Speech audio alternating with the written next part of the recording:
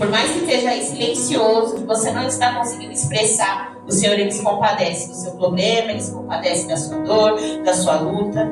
Ele é contigo, Ele não desistiu de você. E assim como Ele fez na vida dessa viúva, porque para mim foi algo surpreendente.